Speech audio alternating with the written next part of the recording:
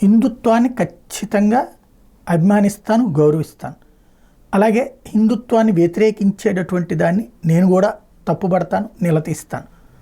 కానీ అది డెరగేటరీ కూడా ఉండదు. హిందుత్వం నేర్పింది ధర్మం, బాధ్యత, సంస్కారం. నీ పని నువ్వు బాధ్యతగా చెయ్యి అని చెప్పేసి. కానీ ఆ ధర్మం దగ్గర ఆ ధర్మమే మనకి శ్రీరామరక్ష. ఆ ధర్మం న్యాయమూర్తి తప్పకూడదు. ఒక న్యాయమూర్తి చేసినటువంటి ప్రసంగం న్యాయమూర్తి స్థాయిలో చేయకూడదు. హిందూ ధర్మాన్ని గురించి అభినందించు, అభిమానించు, హిందూ ధర్మానికి ఎదురవుతున్న సవాళ్ళ గురించి మాట్లాడు. కానీ అన్యమతానికి సంబంధించిన అంశాలు ఇది నీ తీర్పుల్లో పేర్కొనొచ్చు, కానీ ఉపన్యాసాల్లో మాట్లాడకూడదు. ధర్మం దారి తప్పుతుంది. అప్పుడు ఒక ధర్మపీఠం మీద కూర్చునే న్యాయమూర్తి వన్ సైడెడ్ అన్నటువంటి పక్షపాత ధోరణి అన్నటువంటి ఫీలింగ్ వస్తుంది.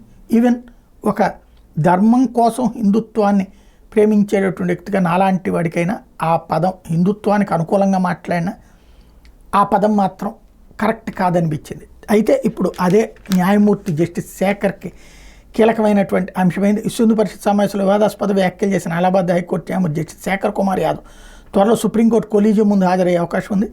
ఇప్పటికే ఈ వ్యాఖ్యలకు సంబంధించి అలహాబాద్ హైకోర్టు సుప్రీంకోర్టు సమగ్ర నివేదిక కోరింది. ఈ నేపథ్యంలో భారత ప్రధాన న్యాయమూర్తి నేతృత్వంలో కొలీజియం ముందు జడ్జి జస్టిస్ యాదవ్ హాజరై తన వివరణ తెలిపే అవకాశం ఉంటుందని న్యాయస్థాన వర్గాలు పేర్కొంటున్నాయి. ఈ నెల 8న హిందూ పరిషత్ కార్యక్రమంలో జస్టిస్ యాదవ్ మాట్లాడుతూ ఉమ్మడి పౌర స్మృతి ముఖ్య లక్ష్యం సామాజిక సామరస్యం, లింగ సమానత్వం, లౌకికవాదం అని పేర్కొన్నారు.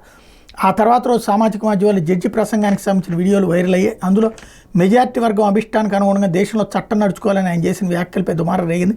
జస్టిస్ యాదవ్ ప్రసంగాన్ని విపక్ష పార్టీలు తప్పట్టాయి. దీన్ని విద్వేష ప్రసంగంగా పేర్కొన్నటువంటి పరిస్థితి.